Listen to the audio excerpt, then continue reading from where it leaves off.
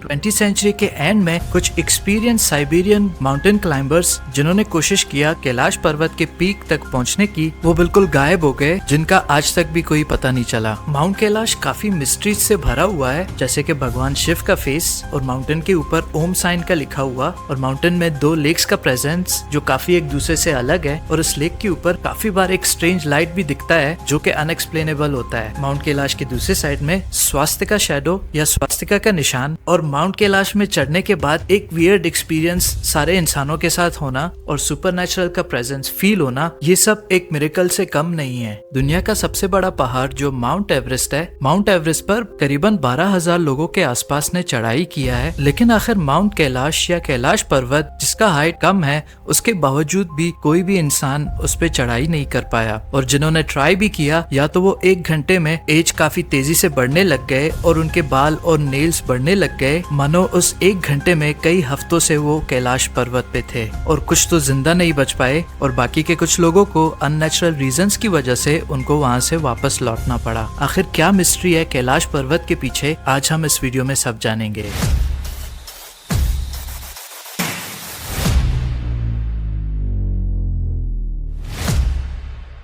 Mount Kailash में जो climbers climb करने की कोशिश कर चुके हैं, ऑलमोस्ट सब के सब मर चुके हैं। सबसे मिस्टीरियस बात यह है कि वो चढ़ाई करने से पहले काफी यंग एज के थे, लेकिन जब उनकी मौत हुए तब वो बुढ़े हो चुके थे। इतना सिग्निफिकेंटली एज का ग्रोथ पॉसिबल नहीं है एक दिन के अंदर, लेकिन सिर्फ माउंट कैलाश के मिस्टीरियस रीजंस की वजह से ऐसा हो चुका था उनके साथ। माउंट कैलाश के इस मिस्ट्री के पीछे 2 थियरीज हैं, एक जिसे साइंटिफिक कम्युनिटी डिस्क्राइब करते हैं और दूसरा जिसे डिवाइन, सुपरनेचुरल या रिलीजियस के हिसाब से डिस्क्राइब करते हैं। एक्सपर्ट्स जिन्होंने माउंट कैलाश को एग्जामिन किया है, उनका कहना है कि ये शायद एक नेचुरल माउंट हो ही नहीं सकता, इसे शायद इंसानों ने या एलियंस ने बनाया होगा सालों साल पहले। साइंटिफिक कम्युनिटी का ये भी कहना है कि उस टाइम का सिविलाइजेशन काफी एडवांस होता था हमारे आज के टाइम के कंपेयर में। माउंट कैलाश के बारे में जितना भी पढ़े हम, या चाहे इंटरनेट को कितना भी सर्च करें, बहुत सारी चीजें हैं जो मिस्ट्री है और उसका हमें प्रॉपर जवाब नहीं मिल सकता। माउंट कैलाश जो साउथ वेस्ट तिब्बत में लोकेटेड है, और ये इंडिया और चाइना के बॉर्डर के बीच में आता है, और इसे सिर्फ इंडिया, चाइना और साउथ एशिया में नहीं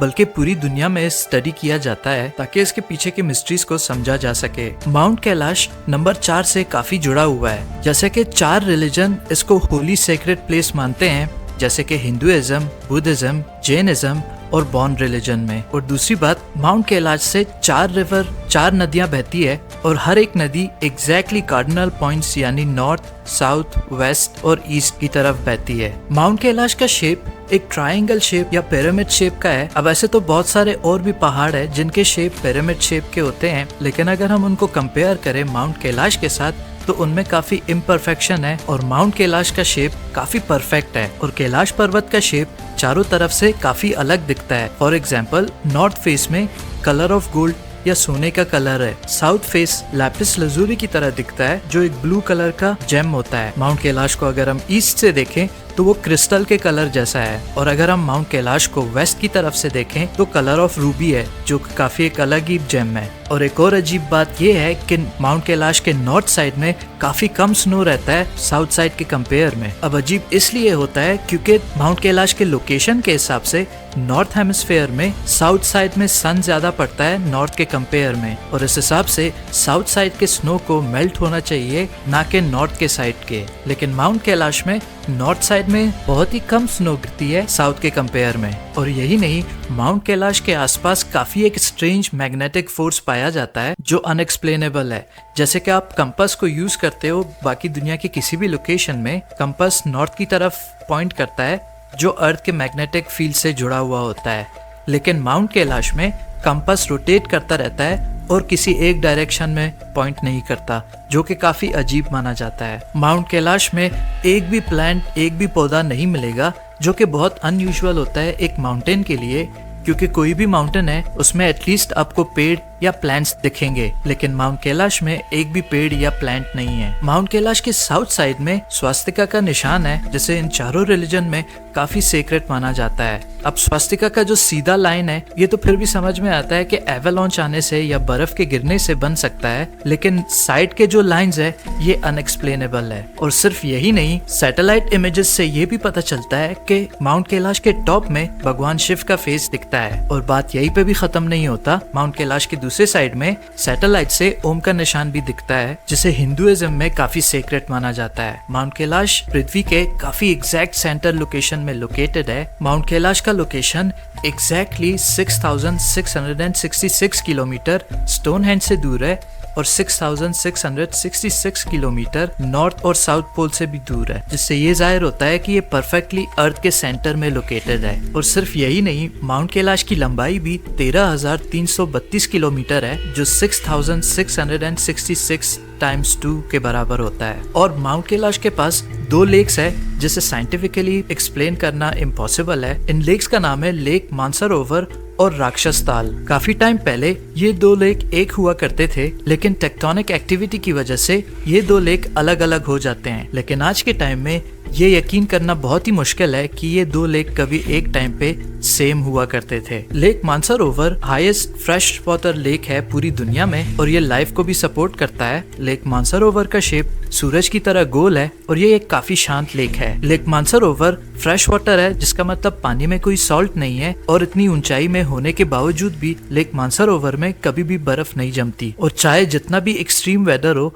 जितना भी तेज हवाएं हो, ये लेक कभी मूव नहीं करता, कभी हिलता नहीं है। लेकिन दूसरी साइड राक्षस ताल में पानी काफी सॉल्टी है और कोई भी लाइफ सपोर्ट नहीं होता, और राक्षस ताल काफी टर्बुलेंट होता है और कई बार ये गायब भी हो जाता है। लेकिन अगर हम क्लाइंबर्स के एक्सपीरियंस की बात करें माउंट कैलाश में, तो वो भी काफी मिस्टीरियस है। जैसे कि एक रशियन क्लाइंबर ने कहा कि मैं माउंट कैलाश के पीक पे पहुंचने वाला ही था, सडनली मुझे ऐसा लगा कि माउंट कैलाश मूव हो रहा है और वो माउंट कैलाश के पीक की तरफ चढ़ने की बजाय नीचे उतरने लगे माउंट कैलाश से। और उनको ये फीलिंग हुआ कि वो यहाँ पे बिलोंग नहीं करते और उनको यहाँ से नीचे जाना चाहिए। जिसके बाद वो कंटिन्यू नहीं करते और वो अपनी बाकी का जर्नी डिसमिस करके वापस माउंट कैलाश से उतर जाते हैं। कर्नल विल्सन, जो एक और माउंटेन क्लाइंबर थे, उन्होंने अपनी जर्नी को ऐसा डिस्क्राइब किया, क्लाइंबिंग के टाइम जब मैं माउंट कैलाश पे था और मुझे एक इजी रास्ता मिला माउंट कैलाश के पीक तक पहुंचने के लिए, तब काफी हैवी स्नो होता है माउंट कैलाश में, जिससे इनकी चढ़ाई काफी मुश्किल हो जाती है और इनको मजबूरन वापस वहां से उतरना पड़ता है। लेकिन सिर्फ इंसान ही नहीं जिनको दिक्कत होता है माउंट कैलाश के ऊपर चढ़ने से, इवन हमारे काफी एडवांस प्लेन्स भी माउंट कैलाश के ऊपर से फ्लाई नहीं कर सकते, जिसकी वजह से इस एरिया में किसी भी प्लेन का एक्टिविटी आपको नहीं दिखेगा और सारे फ्लाइट इस एरिया से घूम के जाते हैं, क्योंकि यहाँ पे कुछ एक ऐसा इनविजिबल फोर्स है जो यहाँ तक के प्लेन्स भी इसके ऊपर से सक्सेसफुली फ्लाई नहीं कर सकते। वहीं पे अगर हम डिवाइन की बात करें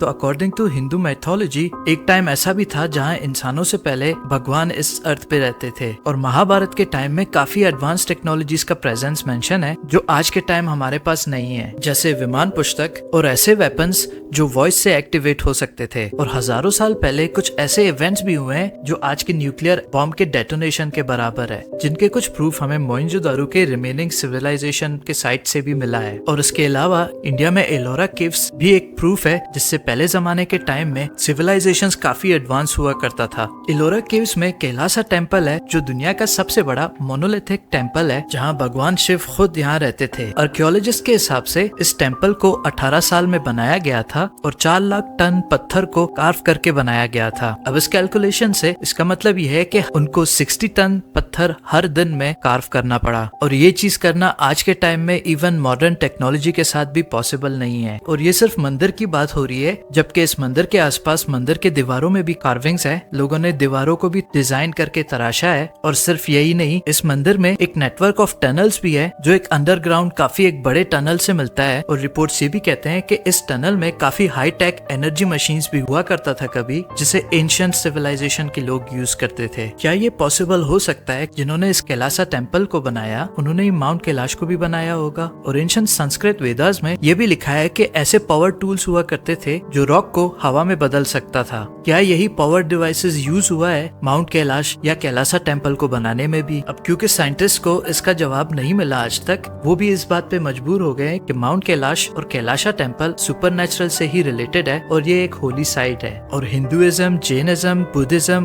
और बॉन रिलीजन, चारों रिलीजन्स यही मानते हैं कि इस माउंट कैलाश के अंदर सुपरनेचुरल का प्रेजेंस अभी भी है, यानी कि भगवान खुद यहाँ पे रहते हैं, क्योंकि इसको एक्सप्लेन करने के लिए कोई और दूसरा रीजन हमारे पास नहीं है। 1999 में एक अवार्ड विनिंग साइंटिस्ट जिनका नाम डॉक्टर अर्न्स्ट मोल्डशेव है, वो माउंट कैलाश पे चढ़ते हैं और थोड़ी देर रुकने के बाद उनको पर्वत के अंदर से पत्थरों के गिरने की आवाज आती है, जिससे डॉक्टर मोल्डशेव ये कहते हैं कैलाश पर्वत के अंदर कुछ एक्टिविटी जरूर हो रही है। और डॉक्टर मोल्डशेव का खुद का ये कहना है कि उस रात में कितना भी सन्नाटा था, लेकिन माउंटेन के अंदर से स्ट्रेंज आवाज आती थी जो डॉक्टर मोल्डशेव एक्सप्लेन नहीं कर सकते थे। डॉक्टर मोल्डशेव ने अपने रिपोर्ट में ये लिखा कि मेरे लिए ये काफी हार्ड है कि इसको मैं एक साइंटिफिक पॉइंट ऑफ व्यू से डिस्कस करूं, लेकिन मैं पॉजिटिवली ये कह सकता हूं कि माउंट कैलाश डायरेक्टली रिलेटेड है पृथ्वी पे मौजूद लाइफ से। और जब हमने एक स्कीमेटिक मैप बनाने की कोशिश किया माउंट कैलाश का, तो हम काफी सरप्राइज हो गए कि ये काफी एक डीएनए मॉलिक्यूल्स की तरह दिखता है। जिसके बाद डॉक्टर मोल्डशेव ने अपने इस रिपोर्ट को द सिटी ऑफ गॉड नाम दिया। दोस्तों, आप क्या जानते हो कैलाश पर्वत के बारे में? कमेंट्स में मुझे जरूर बताना, क्योंकि I am sure mount Kailash के बारे में और भी काफी सारी चीजें हैं जो शायद हम पूरी तरीके से नहीं जानते। वीडियो को एंड तक देखने के लिए थैंक यू। मिलते हैं आप सबसे नेक्स्ट वीक, तब तक के लिए टेक केयर, पीस।